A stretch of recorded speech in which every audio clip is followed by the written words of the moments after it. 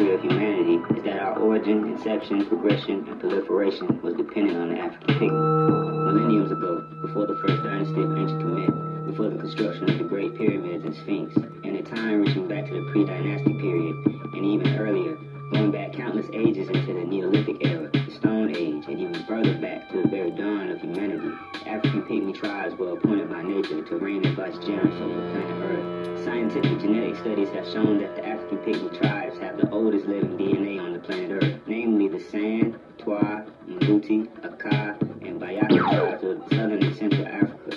Moreover, as it is discussed in the book The Signs and Symbols of Primordial Man by Albert Churchward, the Africoid pygmies traveled all over the planet. The pygmy tribes called Negrito, namely the Ati, Adamasi, Simane, Manik, Aita, and Koro-Guru, were the progenitors of the people in Thailand, Philippines, Malaysia, India, and Japan. The Africoid pygmy tribes were also sailors and navigators who traveled to the islands of New Guinea and Australia as the predecessors of people in that region. Back on the African continent, the Dogon tribe of Mali tells stories of on the African continent, the Dogon tribe of Mali.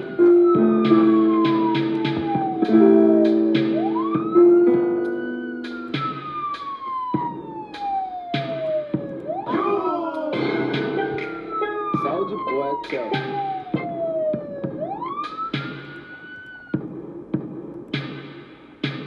Tell stories of small red-skinned pygmies called the Telem, who were the first to live and settle in the area. The Telem pygmy tribe built their dwellings high up on the sides of cliffs and on the tops of mountains, and the remains can still be seen to this day. It is believed by the Dogon tribe that the Telem must have been arrow pygmies, gifted with the ability to fly in order to reach their dwellings built high up on the mountain and cliff. But we can surmise.